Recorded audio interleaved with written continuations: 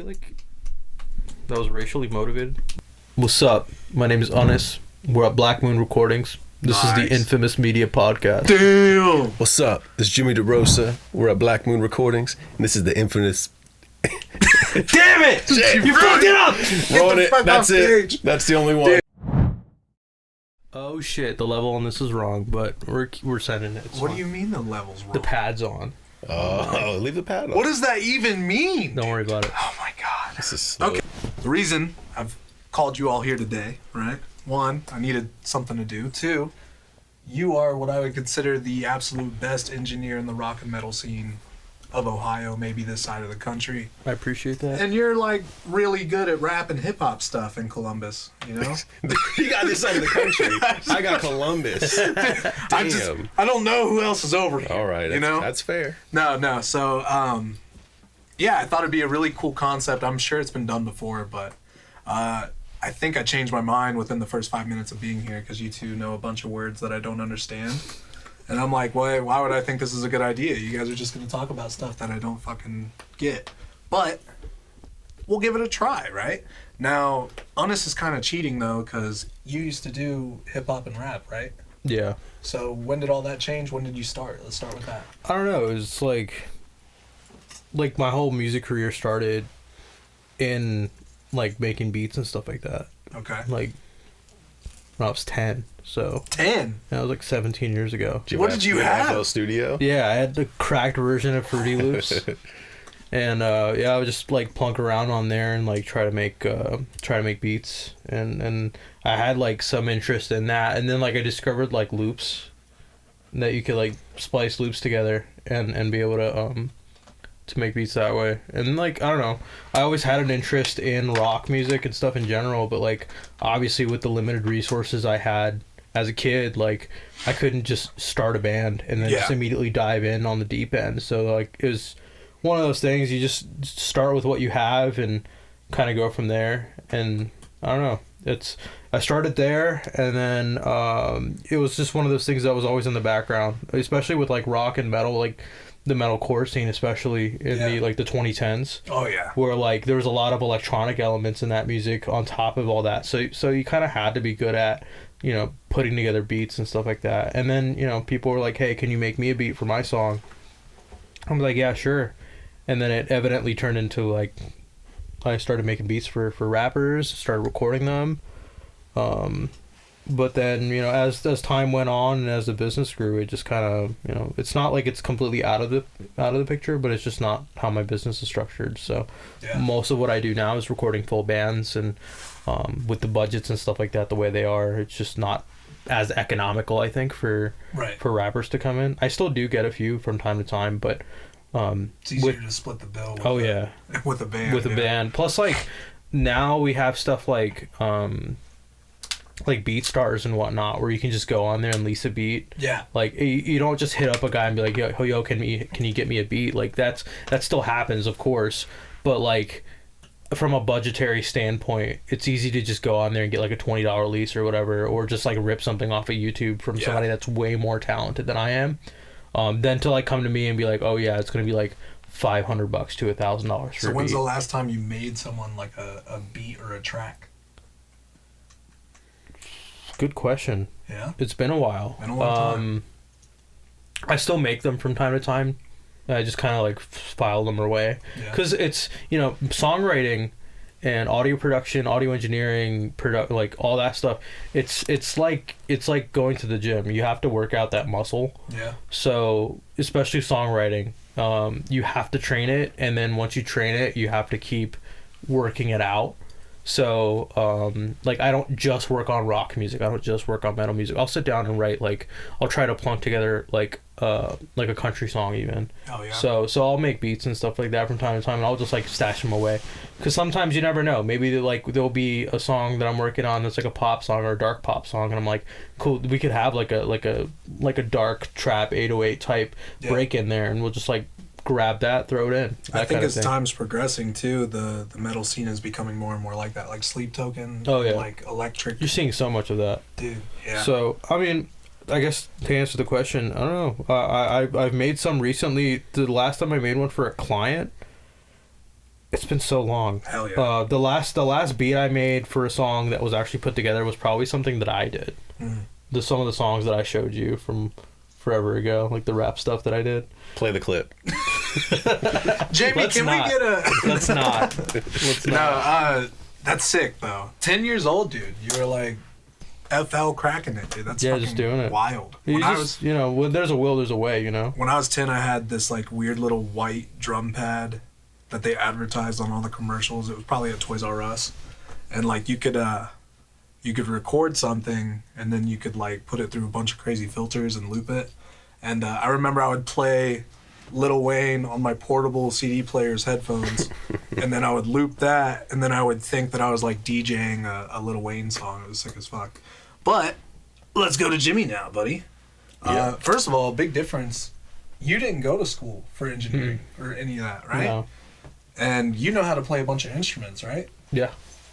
You went to school for music and engineering, and you don't know how to play any fucking instruments. Because I wanted to engineer. That's it. Crazy. Okay. But When did you start? probably a little later, probably like 12 or 13. And just making joke songs with my buddies in the closet. Yeah. Literally had a Rock Band microphone hanging from a... Dude, we did that too. Yeah. I feel like so I many- remember having a Rock Band mic and plugging it into the computer. I was like, Yeah. oh snap, it shows up. It works. It works. My first Yeah. cover, dude, I used a Rock Band mic. That's Yeah. fucking funny. They're so goated. We should have used Rock Band mics for this today. Just three of them. Missed opportunity. They're probably more expensive than these fuckers now. Yeah. But, so just making joke songs and just the pursuit of like, this sounds terrible. How do I make it better? Yeah. Research. Oh, I need this piece of gear. Oh, what is an interface? I literally remember the night that I discovered what an audio interface was. And I was up till like 4 a.m. just like putting these pieces together in my mind. Like, oh, and then you connect that to that. And that's why that works. Fuck yeah. And yeah. And then school came around. I discovered that the high school that I went to had an affiliate program with like a career center called Fort Hayes. Yeah. That had a pretty Shout amazing out Fort audio. Hayes. Yeah, seriously, pretty amazing audio program. So I went there my half the day my junior year and half the day my senior year, and I still work with them and am in contact with like everybody from my class. That's awesome. Like they're some of my closest artist friends and just friends in general. Just crazy that almost all of us are still doing music in some way or another. Hell yeah. And then I went to Hawking College it's called music management, and that whole 1.5 2 year period was basically just an excuse to have free studio time at the school. Like I don't feel like I learned anything there that you couldn't have learned on YouTube or at an internship or something. So, take that as you will, but Wow. Was dope. We got some smart people up You here. had Van Bieber? yeah. Yeah. What? He was like my favorite teacher I've ever had. Like he will be invited to my wedding. Just a great dude, super smart. My wife went to Hawking as well. Where for what? She went for architectural and mechanical design. She didn't go for anything like... Yeah, they're Music super related. geniuses in this house. Yeah, that school. It was big for random stuff. Like it was the massage program there was huge. I didn't know for they some- had one. Yeah, like a massage therapy program was huge. The equine program was huge. I don't know, weird school, but yeah, it was fun. My major got liquidated. This film, but Your major got liquidated? I swear, I went for a visit, for the Fort Hayes visit, and then afterwards, they told me that major wasn't there no more. Fucked. Unnus is gone. Anyway, while we're talking about school, I dropped out. That's why you record in FL. That's why I record in FL. Exactly. That's why I can't understand anything about music at all. You just put a target on your own back. Dude, I know. It's great. I don't know what maybe somebody smarter than me knows, but in FL, why you can't seem to record without effects baked in. I can't. But you I've tried don't. to explain this But to you you. don't for some reason. You remember when you were like, yeah, me and my friends started making music and it sounded like shit, and I slowly wanted to make it not sound like And you shit. said this is perfect. I am slowly making it not sound like shit. All right. But sometimes when I'm like, I turn it on and I'm like, I'm going to paint the skeleton for this song, right? Like, I'm going to just see where I want to go with it, right? I don't plan on, like, making the song there, but then all of a sudden, like, I get caught up using auto-tune, and I don't record a raw and a wet at the same time. You don't need to. I didn't know you could just commit effects in software like that. Dude, I get it so often. People are like, "Yeah, I just it's baked in. I can't take it off." I'm like, "There's nothing I can." You got to be able to bypass it, right? Listen, I'm telling you, when I started, I thought when I recorded with the preset on, right, I thought that I could turn it off later. Sometimes it kind of comes out all right, and I'm like, oh, I kind of cooked here. But the issue I'm having right now is Ethan. I reached out to him for a feature on a metal song I'm making, and I like did the demo with effects on like a dumbass, thinking like, I'm gonna basically mix this song myself. And when I got Vinny's track back, Aaron was like, so who's mixing this? And I was like, hearing how good Vinny sounds and how good Aaron's stuff sounds, I'm like, it should probably be you guys. And they were like, you use auto-tune on this? And I was like, yeah. He was like, you're fucked. Can't do it, right? I'm like, damn. So had to go re-record with Jimmy. So new demo's fresh, right? Right. And then now I got to send it to Aaron, pay Aaron. And then while we were doing that, I got to buy the stem beat lease. And then I was like, I could rip the drums off this and maybe convince Matt to do the drums on this song. And then I texted Matt, and he hit me with the fine. So then I was like, cool, I got Matt and Vinny on this song, but now it's going to be Matt, Vinny, Aaron, Jimmy, mix, stem beat. It's going to be the most expensive song I've ever made. And then Matt was like, we should do a video. So that price is just going up too. So it'll be really cool. You get the full band experience. Yeah, dude.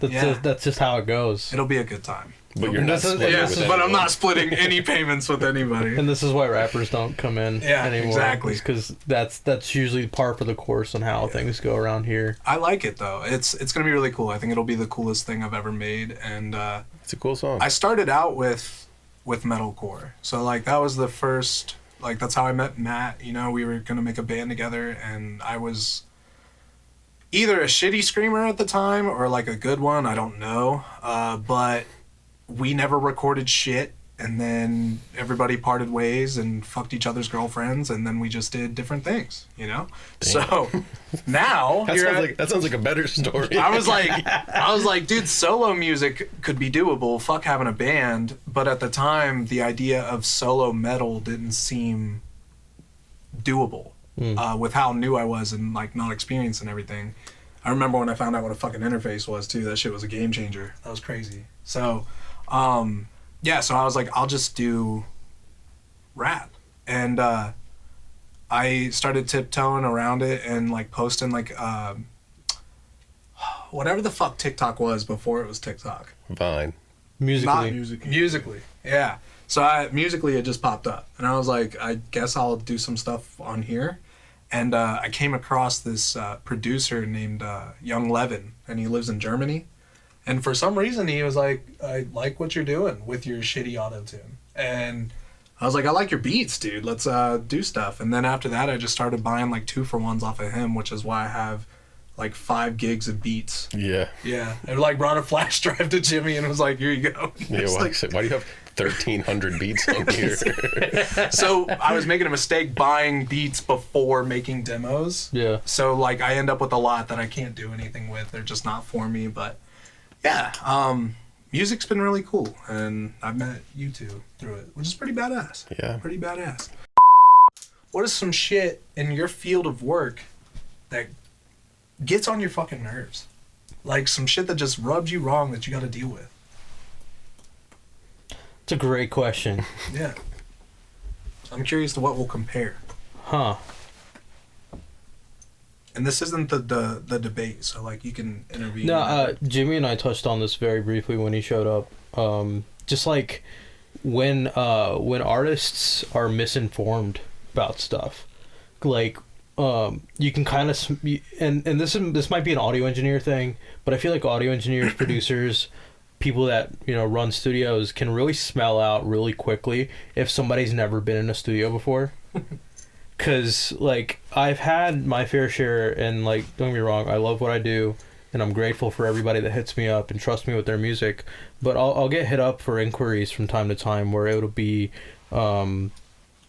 guys that might not have a lot of experience in the studio, or might be uneducated, but they'll have all very high expectations for what goes on in the studio. So I guess, for example, you'll have like the Boomer cover band that wants to come in and record 8 songs in 4 hours. And like, we won't get set up in that time, let alone record anything, you know? Or, you know, you'll have, and this is back when I used to work with rappers. I would have rappers come in, record their stuff, and like, Jimmy, you might be able to speak to this more now, because I don't know how really these things work nowadays, but like, I used to work pretty quick, so I'd have like a rough mix before they left, but then like as soon as they're out the door, they're like, hey, where's the master at? I'd be like, dude, I haven't had time to go through Melodyne anything, clean up any of this stuff, because like, at least in the pop and like metal and stuff, like I'll go through and like meticulously edit the vocals. Yeah. I'll clip gain all the S's and timeline everything. If there's doubles, I'll like vocal line them, all that stuff. There's time that goes into these things, and it definitely gets under my nerves when I have like a whole roster of artists, like, you know, week over week that I want to work with and prioritize what's what, and then I have somebody like trying to pester me on the side, like they're right out the door and they're like, yo, where's my song at? And I'm like, hey, I've got this thing I've been working on for 3 weeks that needs to go out the door before I can even think about your stuff. Yeah. So I think it's just, maybe it's a misunderstanding, maybe it's an opportunity for people to, like a learning opportunity. Yeah. But it's probably frustrating. It definitely is frustrating. Yeah. And when it happens more and more, you know, that's actually part of why, like, at least for my studio, I haven't really gone out of my way to do like marketing properly. I tried going down that route before and like doing the whole paying for Facebook ads, paying for Instagram ads, but I just kept getting such a mixed bag of people, from people that have experience in the studio. And a lot of times when people have experience in the studio, they'll go through their network of people that they know and be like, oh, who's cool to work with? Those are the best people. Inevitably the best session. Yeah.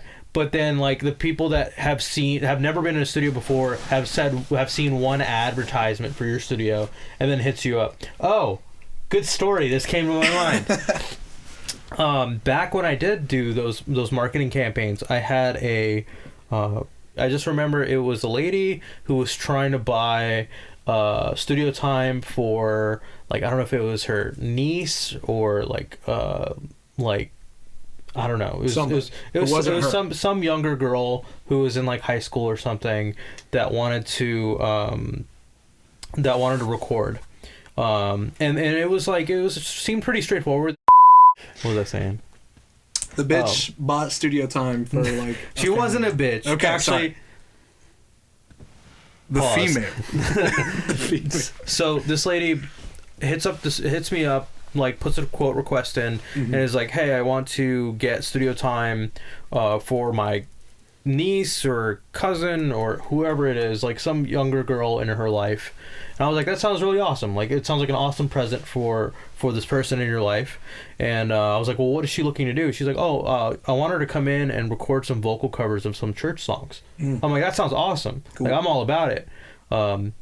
Like, we don't do like we don't do gift certificates or anything like that. I was like, hey, let's just book the session now, and then we'll figure out what she wants to cover.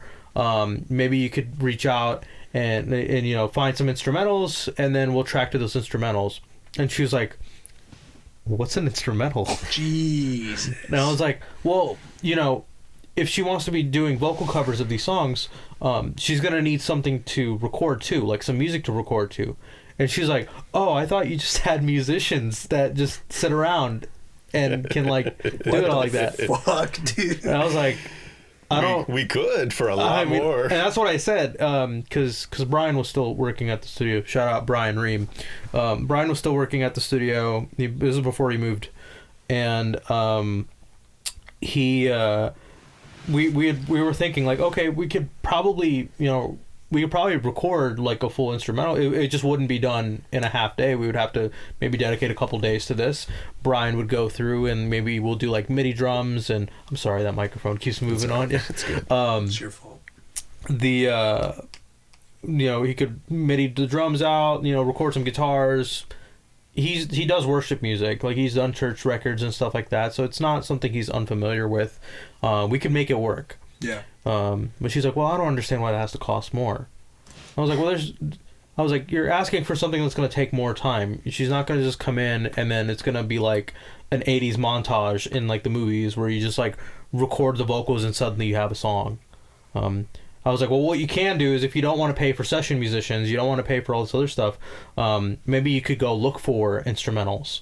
I was like, you could check on YouTube, et cetera, et cetera. There was nothing on YouTube for these specific songs that she wanted to record, so I was like, all right, lame songs.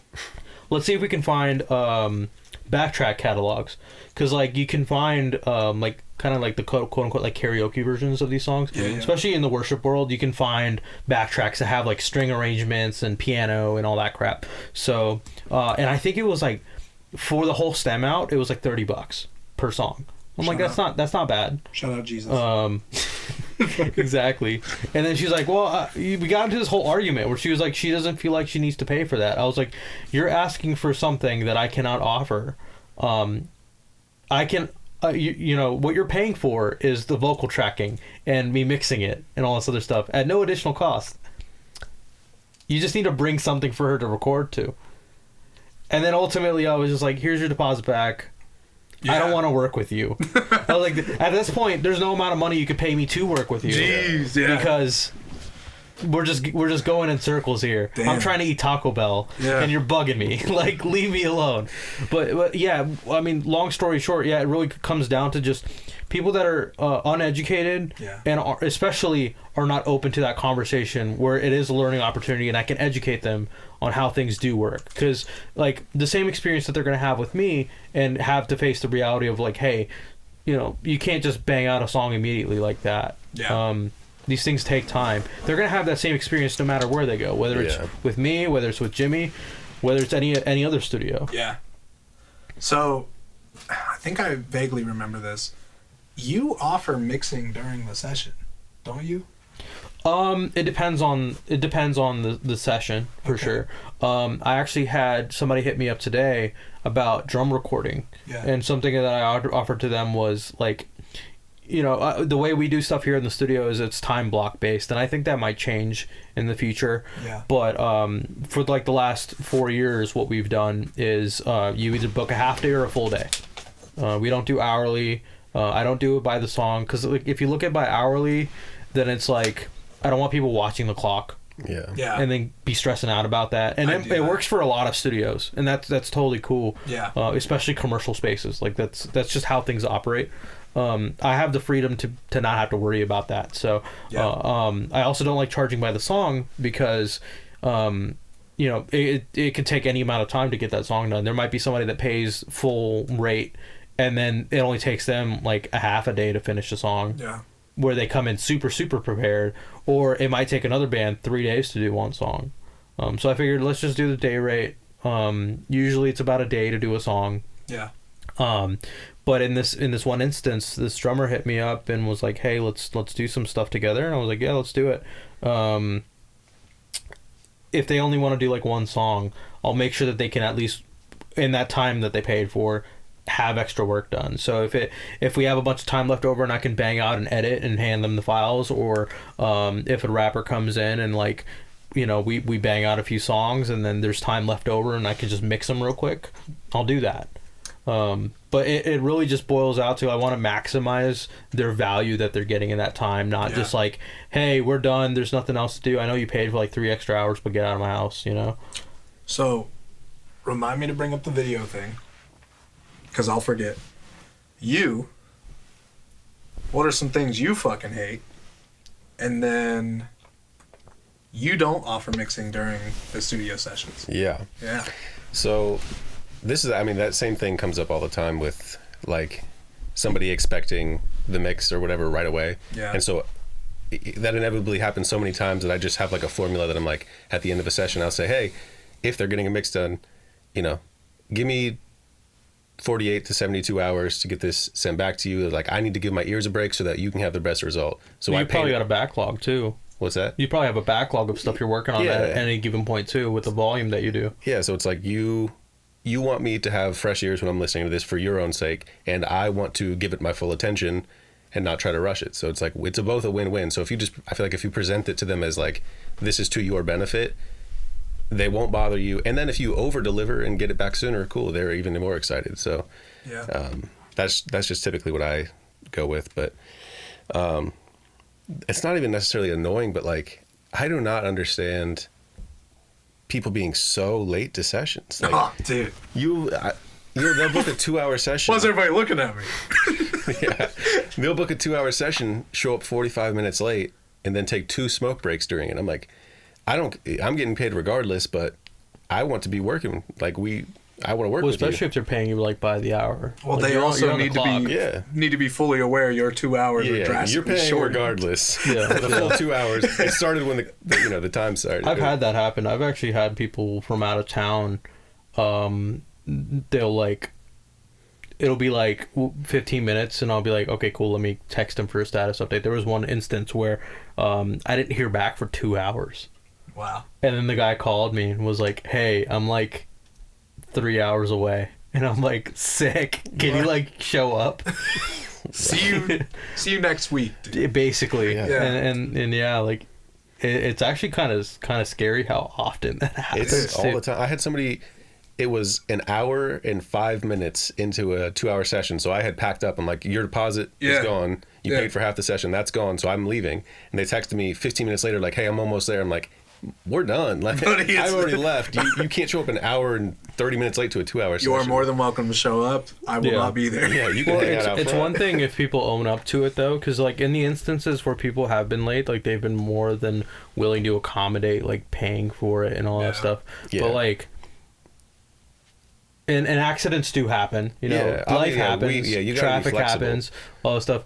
But like, when it just happens and there's no reason, it just feels so disrespectful. If you're 45 minutes late and you show up with McDonald's, I'm like, all right, I do not have any. Starbies. My time did not matter, bro. Yeah. Dude, that's wild. Because then you're like, you got there a half hour early, got set up, got your session rolling. I'm ready to record. And the you're second sitting you walk twiddling in. your thumbs, like waiting for them to show up. And you know, dude. But I mean, there's a lot of good things too. It's not to say that every client's annoying. There's a lot of people who are super professional, super prepared, super.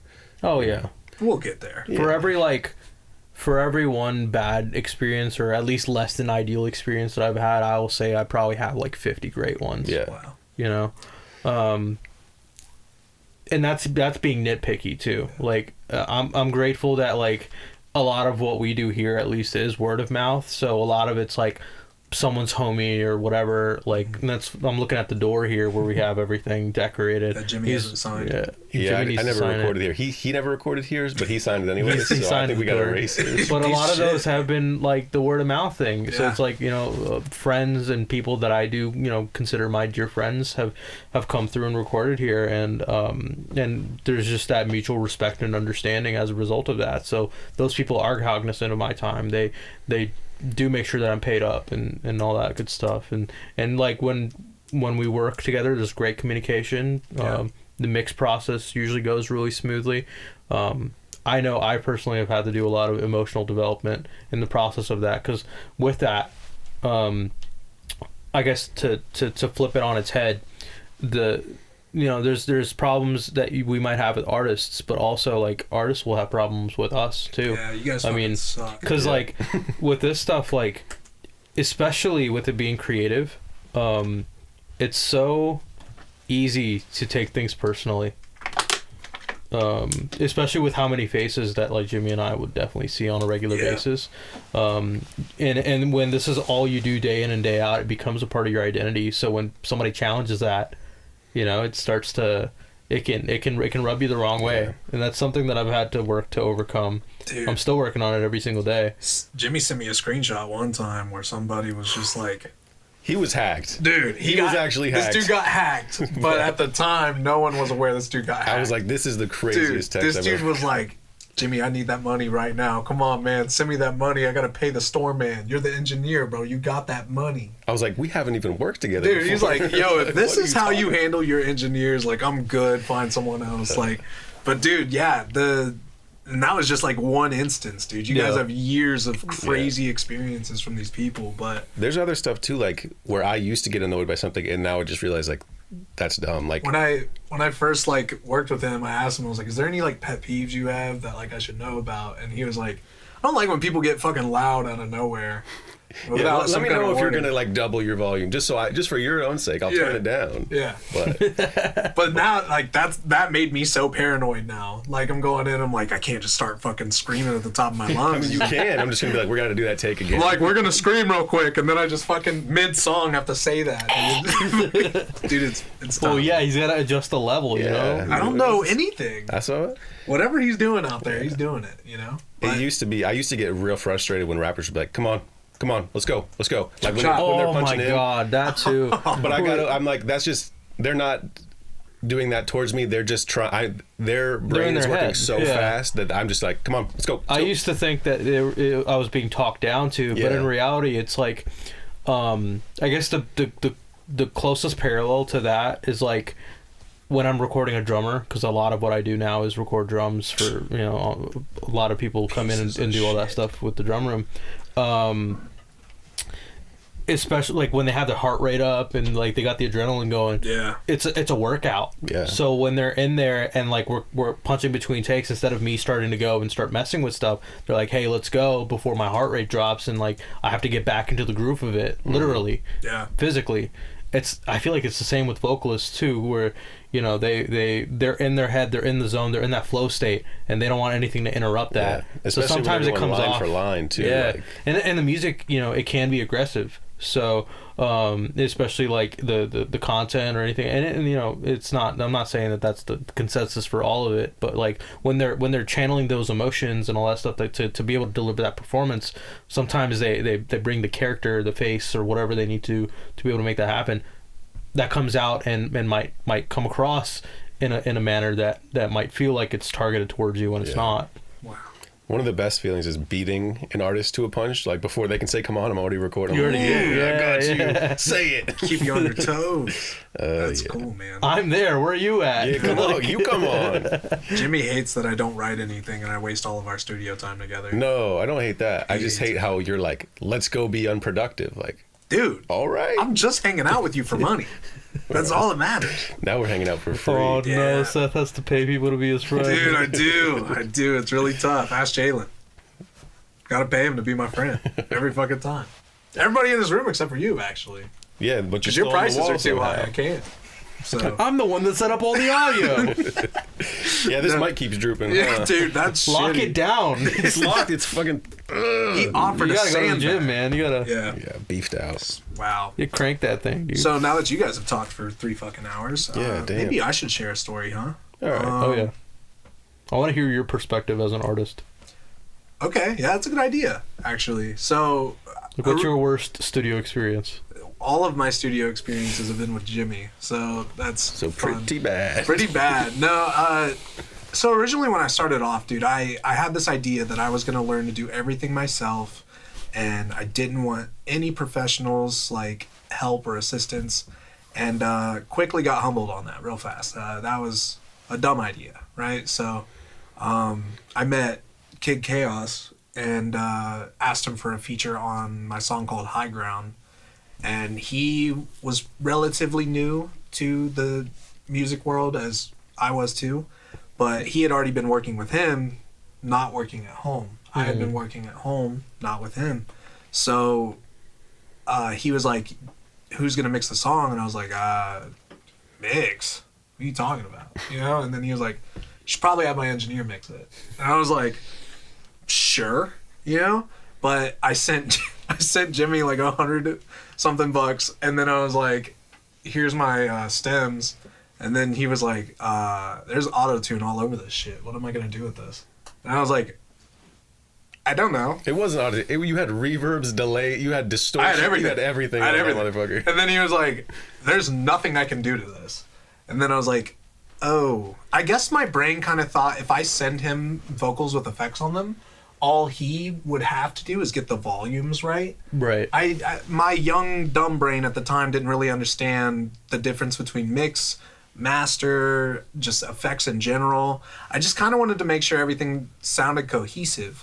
But that's just not really possible, nor would it probably be worth the money for someone to just adjust my volume, you know? So he was real nice, sent the money back, which I thought was crazy. I thought he was just going to take that shit and run. And then I kind of just finished up the demo myself, like with the volumes and stuff, and put it out there. And looking back, it's an old project that needed a lot of improvement, but it was cool to do. So after that, I really wanted to make it a point to at least try to go in there and record something with him just to see that side of the process. And Kid seemed to have like so many high quality successful songs, so I was like, I guess I'll just try it out, you know? So I went in there because there was a specific song that I was trying to record that wasn't supposed to have a lot of effects on it. It was more of like an Eminem style where like there's not really a bunch of auto-tune and stuff like that. So I went in there and recorded that with him, and it came out really clean, really nice, and he was just easy to work with. And I struggle with friends to where like I don't know if people are just being friendly because it's business or like if they're genuine, you know? So like every time I'd see him, I'd be like talking to him like, of course I want this dude to be my friend, but he's just being nice to me, it's business. And then I eventually realized we send like 20 memes to each other a day, so it's still friendship shit. So I'm like, cool. But no, like going to the studio, man, I didn't really have any expectations. I didn't know what to expect. I almost thought, I think every studio does it differently, but he uses what I would call a premix. I don't know if you have real words for that.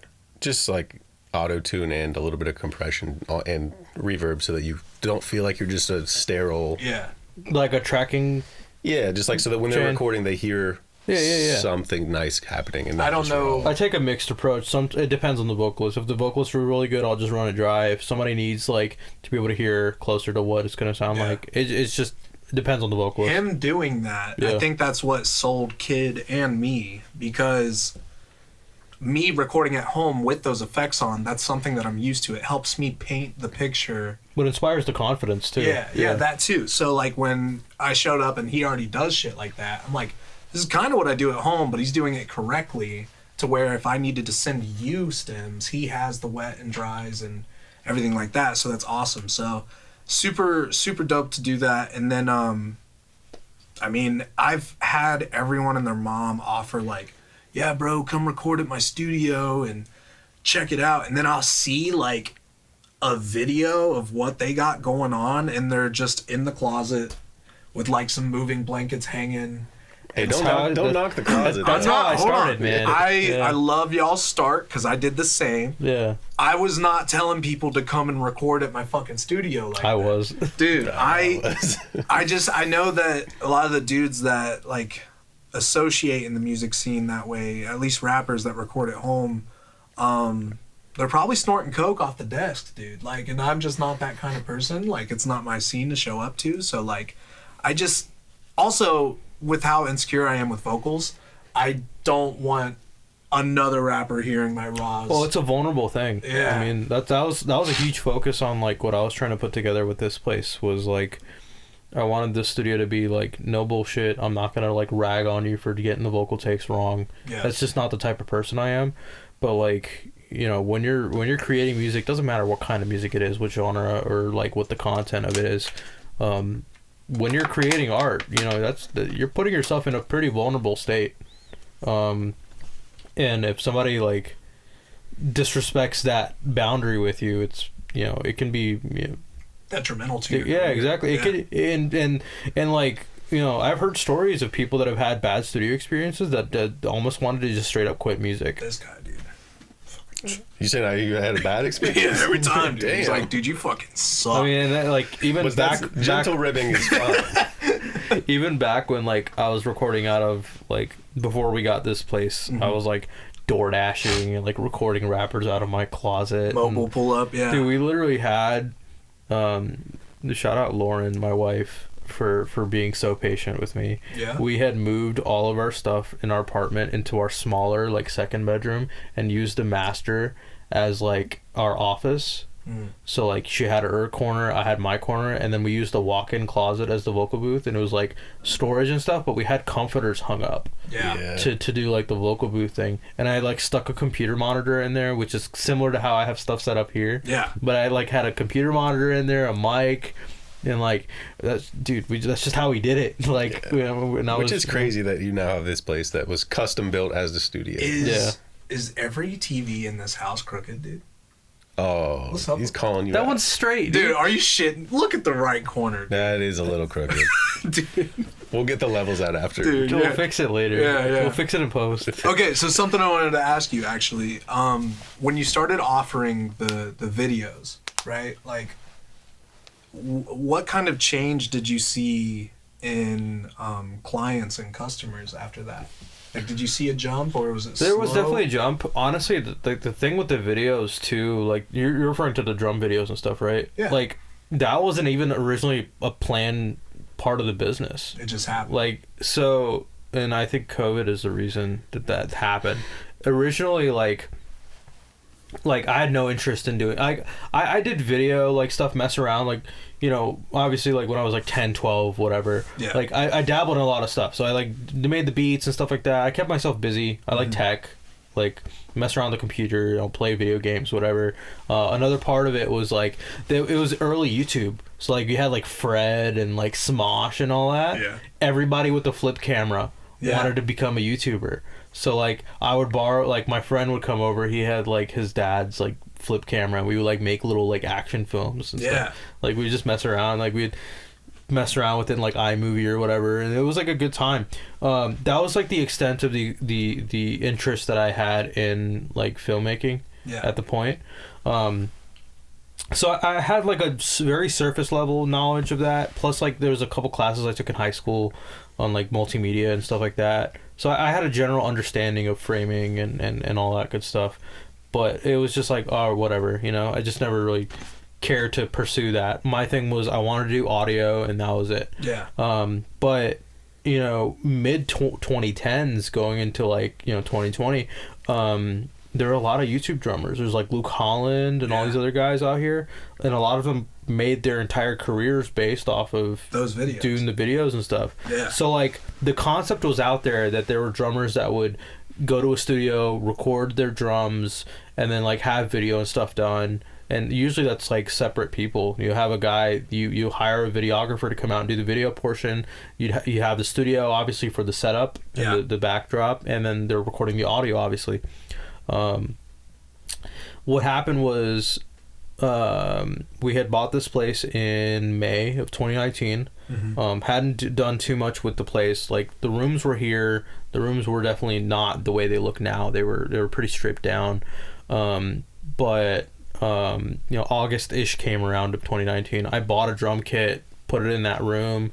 It's not the same drum kit that's in there now. I kind of wish I still had that one, but that was the first kit I had. And then, you know, it didn't really put too much.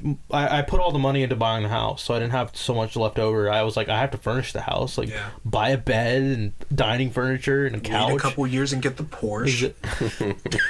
That came later, but that wasn't even on the radar at the time. It was just like let's buy groceries and like all this other stuff. The studio, we'll flesh that out later on. So I even put comforters in the vocal booth. Like we were making it work. It was definitely a trap house vibe in here at first. Like, it was concrete floors and everything. Crazy. There was no soundproofing. Like it was cold all the time down here. We were hustling for sure. But then 2020 came around, and I was like, all right, cool.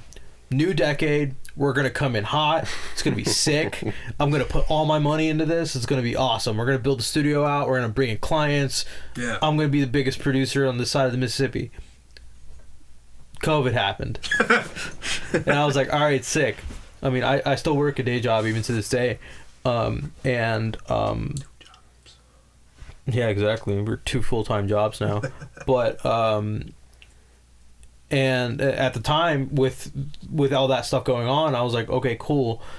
I don't know if I'm going to have a job, so I should probably not put money into this. I think I had freshly painted the live room. So what I had done was I just moved all of the stuff I had, like my desk that I had at the time, all my speakers, everything. I just moved it all into the one room. Yeah. And I was like, all right, cool. We have this one room done. I'm just going to put everything in here. We're going to treat it like a bedroom setup. It just happens to be in a basement. So, and then we just kind of put a pause on it. We're not putting any more money into it. We're just gonna chill out. At this point, I'd started getting into the Columbus music scene a little bit because I bought the place. Up until this point, I was doing remote mixing and mastering work for Etienne and the Sin Circle Records out of New York and all that. So that was my priority. So I hadn't really, with my past and stuff, I hadn't really gone out of my way to go to shows and meet people and stuff. I didn't have a reason to. But now that I have the studio, I'm like, cool. I mean, my repertoire of artists can't just be the few rappers that I record. I need to actually like meet bands and interact with and see what's in Columbus. I had no idea how big the music scene was here. Right. So put a pause on that. I was like, all right, cool. Then the lockdowns happened. So lockdowns happened. Didn't want to put money into the place, like I said. But I'm like, okay, cool. I can't bring anybody into the studio because everyone's staying at home. I've got this drum kit. I've got nothing else to do. Let me just learn how to play drums. So you did this as early as 2020, dude? Yeah, I mean, I've only been playing drums since quarantine. That's so crazy. So I was like, all right, I'm gonna do this. I'm also gonna practice recording drums because up until this point, like, I had very limited experience recording drums. It was mainly just like. Is there anything this dude don't do? A lot of what I did, and that's just metalcore. Bro, everything was MIDI, What is your age when you sit down and you're like, I'm gonna learn how to play drums and record drums? 21, I think. Wait, hold on. This is 2020, so 4 years ago. Yeah. So 22? You were 22 years old. Yeah. And you were like, I'm gonna learn all this right now. Well, I mean, that's crazy. I think that's a mental barrier. Like, people always think that I'm too old to learn this. I'm like, well, I'm just gonna learn how to play drums. I mean, like, there's Sugarfoot Moffett, like Michael Jackson's drummer. He's like, he's gigging with Michael like well into his 40s, right? 40s, 50s. Like, dude, what's your excuse? I don't want to learn an instrument. It is a discipline. I will say, like, if you're a child, it's a lot easier to learn because you have more time. You don't have like taxes and shit to deal with. You have more time to be able to spend 30 minutes a day dedicated to that instrument with no other distractions. You just don't play video games for a half hour. But now it's like you have to work your job, come home, do chores, unwind, make dinner, and then after you do all that, you're like, I'm tired. I'm not going to spend a half hour doing that. And then you rinse and repeat. So fast forward a bit, right? Like, you learn the drums and you learn to record the drums. So the drums, so I started practicing drums, but as a result of that, I was like, okay, cool, I want to track this. So that's when I start just taking my phone, propping it up, filming myself, learning how to play drums and learning how to record drums. Because like up until that point, I did guitar recording, I did vocal recording, I had experience with all these other things plus metalcore recording. It's all programmed drums anyway. So but now I'm like, okay, I wanted to learn how to record real drums, play real drums, but as a side thing, I'm gonna film it so I can track my progress as I went along. But then as the skills progressed, and things started to open back up, that's when I started getting hit up. Like, people started seeing your drum footage. Yeah, and they're like, oh, this is cool. Like, would you be able to do this exact thing that you're doing, but, like, film me? Yeah. I'm like, yeah, sure. That's actually when Matt hit me up. Which changed his whole life. Oh, yeah. Matt hit me up and was like, hey, man, like, a bunch of personal stuff went down, but he was just like, hey, we reconnected, and he was like, hey, if you want to do some like drum videos, and I'm like, I've never done that before, but I mean, sure. I had freshly bought a Canon M50, like this little mirrorless camera. Yeah, look, Jalen's in tune now. He's like, yup. This is a good podcast, man. Because he was falling asleep. I'll get into the gear talk for sure. So I had a Canon M50 I'd bought. I was like, man, I've never spent this much on a camera before. It was like $600. Yeah. In like the grand scheme of things, it was kind of chump change. Because like the cameras that you kind of need to be able to do stuff at a professional level cost way more. Chump change. No, I'm not saying it like that. I just mean like Shit. I at that point that was Drives a like Porsche. that was a big investment for me. I was like, I don't even know if this is for sure. especially with not knowing if that was going to pay itself off. Yeah. You know, because I'm like, I'm just getting into this. I don't even know if I'm good at it. I'm going to be charging people to do this. Like, I'm going to put some money into this so I can, you know, be able to charge people and feel better about it. Yeah, Not like just film it on my phone and just hope that they'll want to pay me for it. So we filmed some stuff. I remember for his stuff, at first we would like record the audio and do video, and then I'll have him do it like 30 more times so I can get all the different angles. Because now I just have multiple cameras set up. But at the time it was definitely a grind. Yeah. But you know, as it went along, people started seeing Matt's videos, and then I had other drummers in town hit me up and want to do stuff, and then it just became like that's a one-stop shop. The mind blower for me is that 4 years ago, you sat a drum set in here and was like, "Let's get to it," and within 4 years. Like, dude, you are known for really good drum mixing. Thanks, man. Really good fucking live drums and the drum videos. Like, I guess I've never thought of it that way. Because, like, I'm always looking at what's next. Yeah. But, dude, every comment that I can find, dude, they're like, who the fuck recorded these drums? It feels like it definitely feels like it was a lifetime ago. But now that you say that out loud, like, I'm like, damn, that really was only 4 years ago. It's fucking crazy. That's why I'm, like, getting my mind blown here. I'm like, dude, that... Because, like, if you were like, yeah, dude, I've been recording drums since I was 15. Like, I would have been like, oh, yeah, that makes so much sense. But you're just like, yeah, 4 years. I, like, knew the general idea of how to record drums. Yeah. But, like, never perfected it as an art. But, like, yeah, it was just... Maybe it's just a personality trait of mine. But it's like, when I'm not good at something, I obsess over it until I can feel confident in that thing. I wish I had that. I will say that doesn't apply to all aspects of my life, for sure. There's other things that I could be way more disciplined on. Yeah. But that was definitely one of those things where it's just like, this is something that, like, you know, there's audio engineering heritage and history behind drum recording. Because then I think about like stuff like the Beatles and like Nirvana and System of a Down and like all these bands that are so like raw and like. They were captured that way, and that's like I feel like that's what makes an audio engineer is like seeing those problems and being able to solve them. And that was just another one of those problems. It was a roadblock, and I had to overcome it. But back to like the drum video thing, it kind of grew as a thing. But the thing that kind of set us apart was the fact that I was the one recording the audio, and you know, thankfully I was able to get good at recording the drums. Yeah.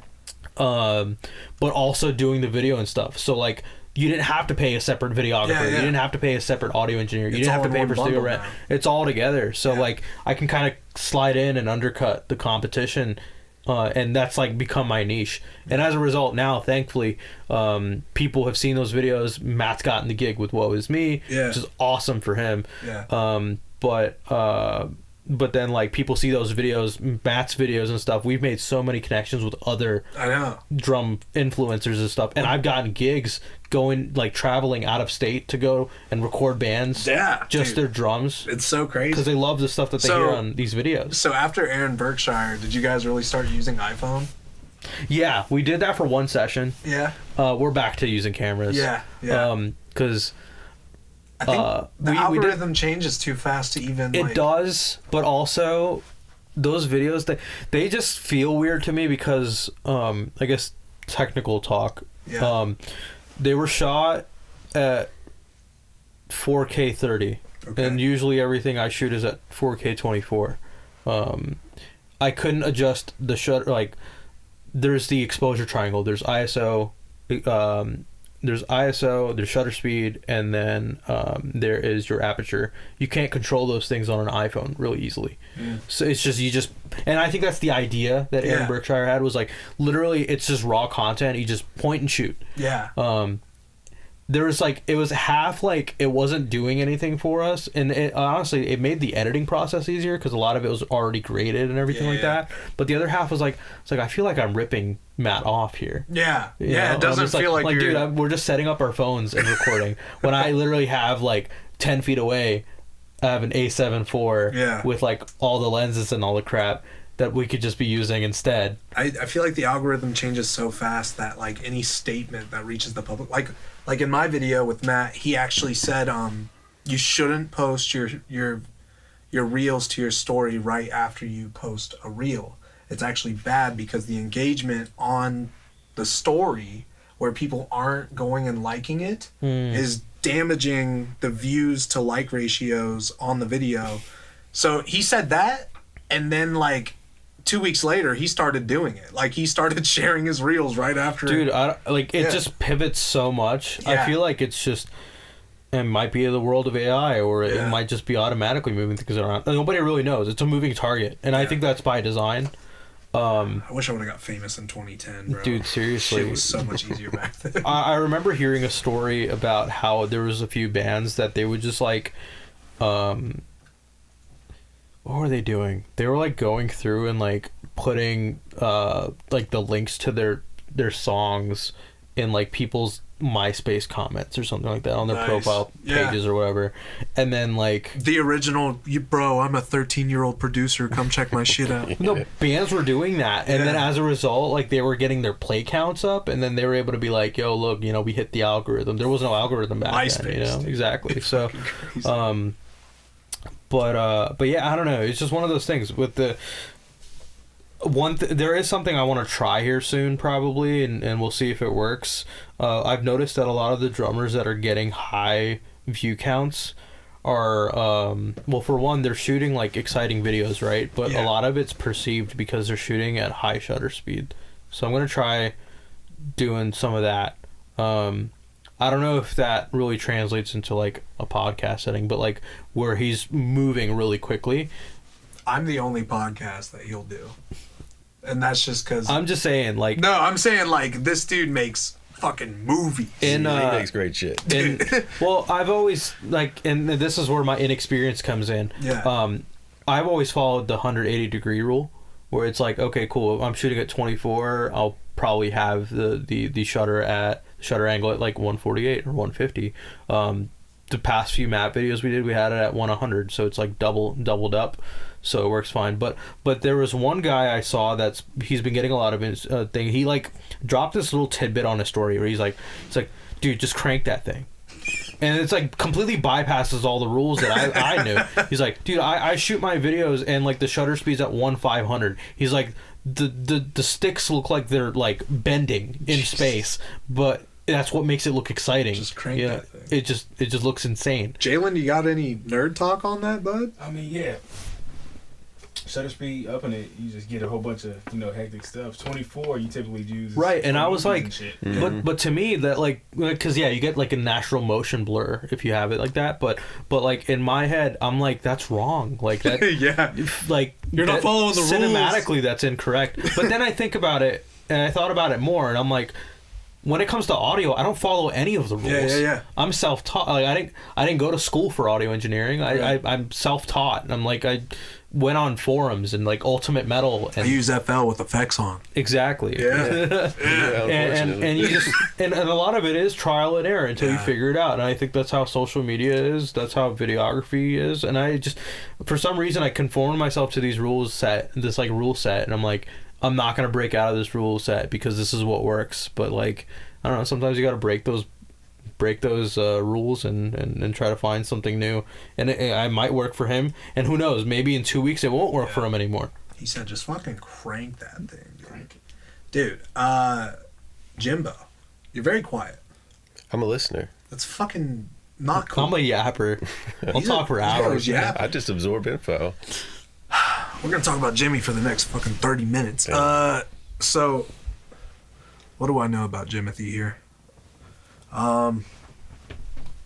Jimmy's dad's really cool. He makes stuff. Why are you touching my stick, bro? Cut that. You were struggling there for a minute. Cut that.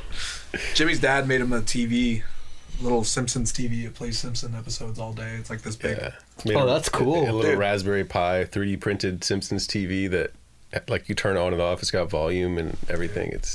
He's like, it took me almost a year because Wouldn't make me it's way more complicated than it looks. Dude, Your dad's smart. he sent me that, and I was like, tell him make me one. and didn't happen. So I had to buy a Family Guy one, and it's so lame.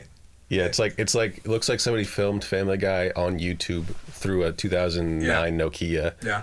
And then put it in this little TV. His TV's like retro. Mine's like early 2000s. You gotta send me a photo of that. I want to see Dude, that. it's badass. I might make one. It is So- sweet. There's like a whole descriptor of how to build it too. There's a friend of mine that he does a lot of editing work, and the way he gauges on how long editing takes, he's like he's watched every single King of the Hill episode.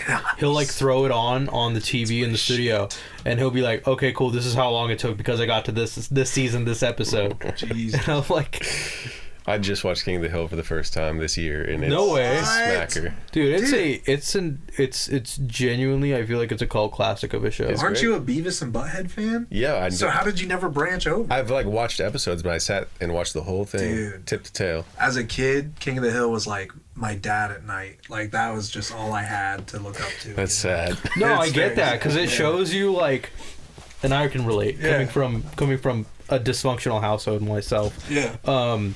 It showed you like I guess the nuclear family, like Yeah. the typical American family. Yeah, With yeah. like values that And may just- or may not be and accurate like to like, and I remember watching a documentary about it, and like they were talking about how the show almost didn't make it because the pitch deck was like, they're like, this is so plain, like this is normal, like why would people want to watch it? That's because it's relatable. Yeah. You know. Yeah, it was It's- a very bland, boring setup. But there's like good values. There's Yeah. good lessons to learn in there, and like,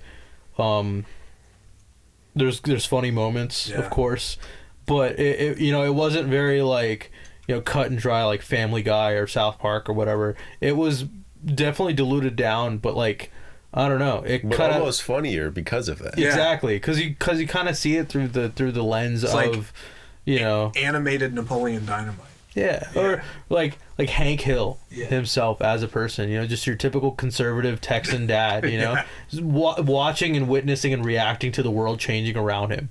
Like that's crazy as a concept, dude. Damn it, Bobby. They're bringing it back. Are they? Yeah, Bobby's gonna be like, Didn't one of the An characters age. die? Somebody died. Was it Dale? yeah, I think Dale died. That sucks. But yeah, they're bringing it back. Bobby's like a chef, and he's in his 20s. And Nice. Yeah, it's Culinary Bobby. Jimmy, tell us Damn the it, story. Bobby. Does he use propane?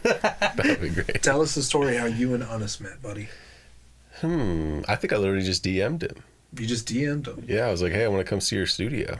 Cause do you have a photo? You have a photo as your image now. Yeah. For the longest time, Yeah. dude, I genuinely It was thought- JD. Yeah, I genuinely thought you were like some mid-40s dude. That's crazy. Because like it was just like your JD thing. Yeah. And I was like, okay, this guy works at a commercial spot.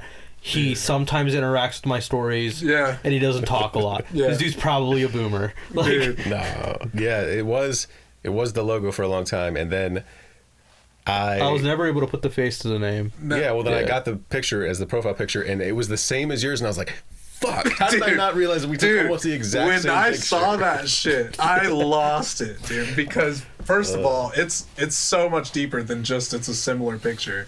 You fuckers are in the exact same pose, wearing glasses, Same color, same shirt. colored fucking shirt. And like Unnus has a yellow background, yours is like gold wood Yeah. or something, dude. In my defense, that photo was from the last podcast I did. Oh wow. It was They take photos on that one. it was the What You Don't Hear podcast with Yeah. Ross Tyson. I watched that one actually. Yeah, he's dope. But yeah, he takes like because that's the theme, like the color for the color scheme for the whole podcast is yellow, sweet. and That's where I seen you from. yeah, that's his favorite. That's You've his, seen this. that's his bro. favorite color. So he has like a backdrop that he like takes photos of everybody in front of, and Jalen's lacking. Yeah. I know. No Yeah. backdrop. I was gonna say like he had 2 black magic set up during that Damn. shoot. He's down. Damn. Yeah. No. I mean, it belonged to the studio, so it's not like it's His partner, I forgot his partner's name. Josh Emmerich. Yeah. Wow.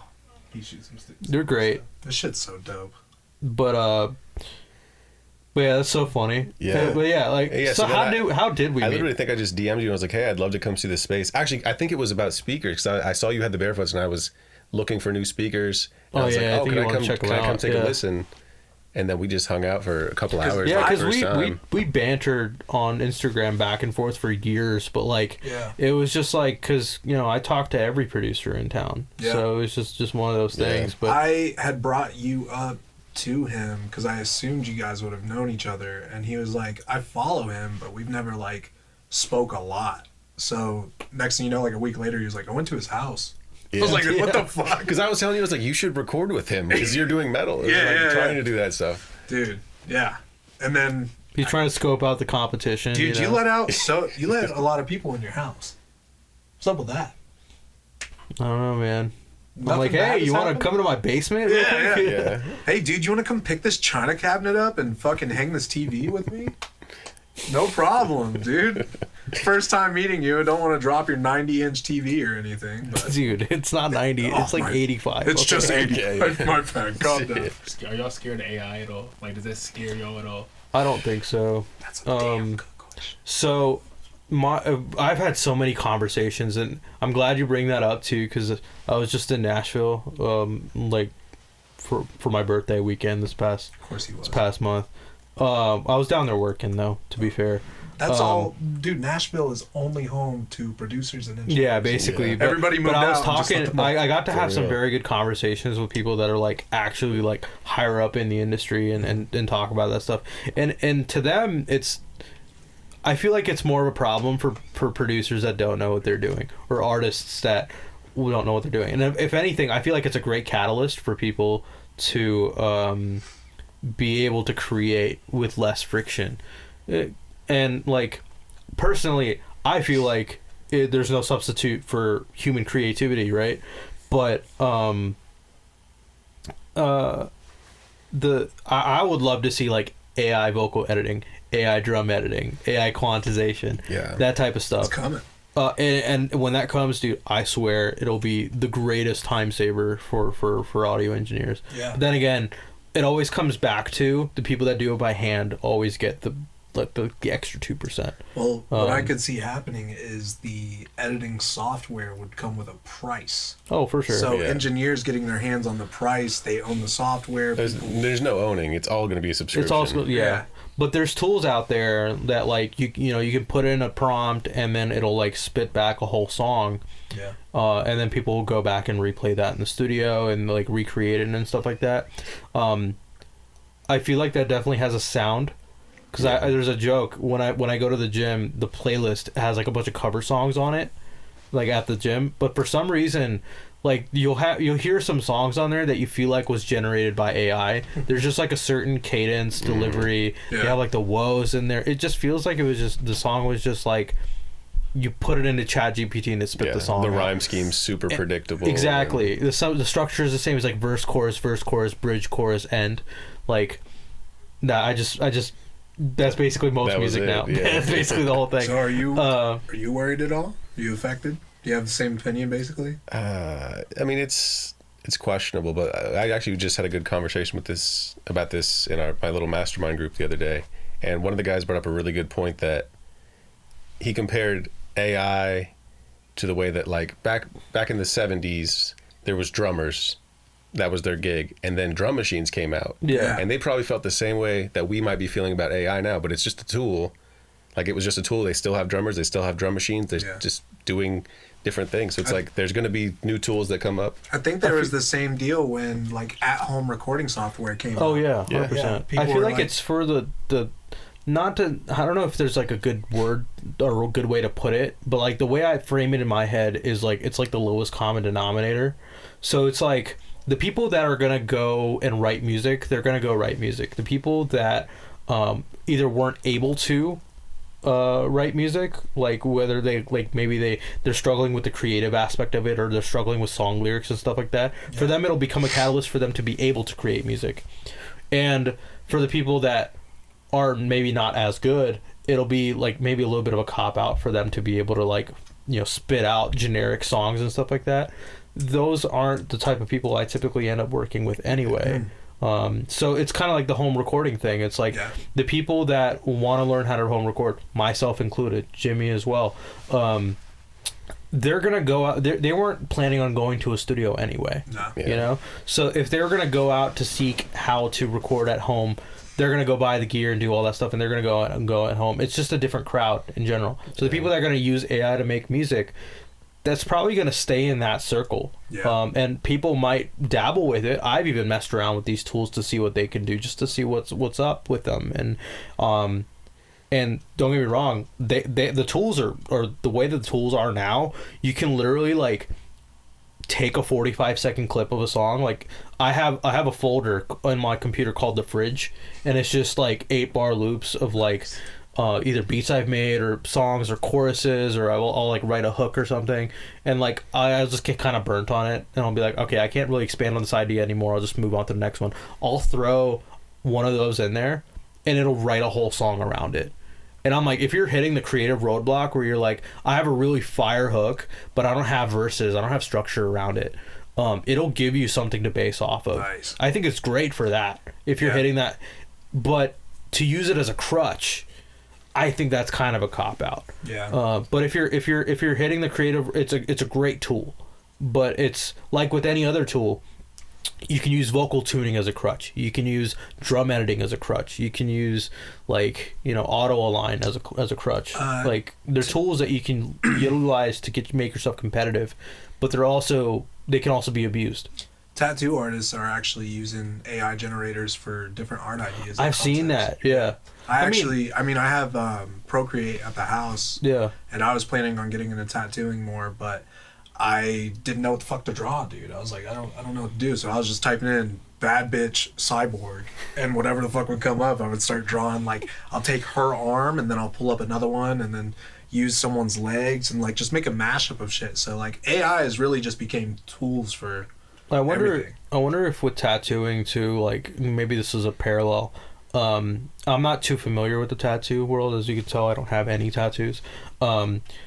I wonder if like when stenciling came out, if that was considered a cheating like cop out, you know, where it's like freehand tattoo artists versus people that use stencils. It went from freehand to, you know, lightbox stencils to fucking now on the tablet from Procreate, you send it to the tattoo print it out. print. Yeah. And like they just fucking lay that shit and on you just trace it out. Yeah. I mean, I think that's great because then that means you're going to get exactly what you asked for, it's right? Perfect. I wonder if they could do like the same way that a 3D printer can do. Could they like strap you to a table and 3D print a tattoo, or like, you know, attach a tattoo needle to a printer and like literally do it? I saw a video of somebody with a blackout sleeve and they put his arm under a laser engraver and then like reverse tattooed. Oh shit. Yeah. They removed It sounds painful. Yeah. But like they were like laser etching the dude. my face, I'm like, God, this hurts. This Get hurts you so a second fucking job bad. and buy a Porsche. Yeah, I should, dude. I should. Yeah, that's the real question of the day. Porsche or Porsche?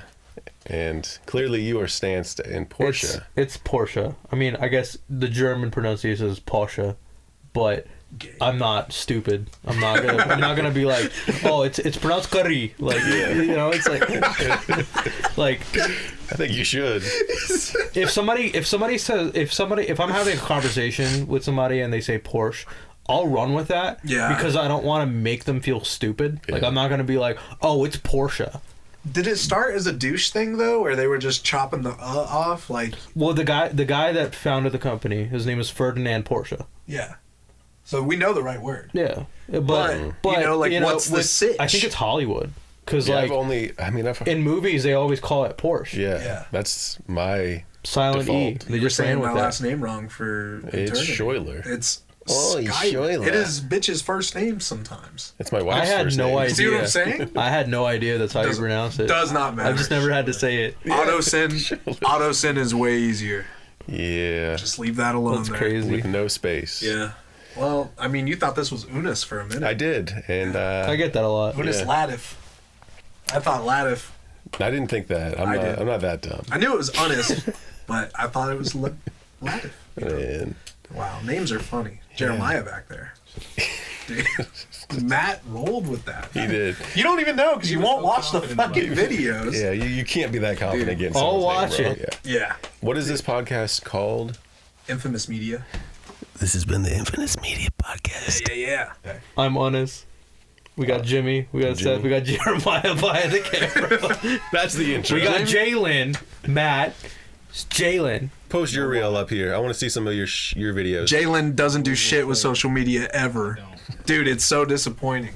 This dude makes great movies. It's exhausting. Cinematic bombs. And this dude's Instagram is like 0 posts. Well, I mean, I get it. Reel is on there. Dude. Well, I get it though, because it's like I work on music all day. Yeah. When I get done, like if I go drive somewhere, I'm driving in silence. I'm not listening to music. Dude, yeah. Yeah, I'm popping on a podcast if anything. Exactly. Like so it's one of those things. If you work on other people's media all day, you don't want to spend the time to like, you know, put all kinds of stuff on Instagram. I mean, the fact that you have your reel on there, that's a lot in and of itself, because that takes time. Yeah. You know, that you'd rather be just chilling for. So. Yeah. Before we go, though, we should take pictures. Oh, yeah. Jeez. Because me and Jimmy have 0 pictures together, and we're best 2 friends. hours and 20 minutes. Dude, Jalen, what the fuck? Was it really? I'm not paying you overtime, bro.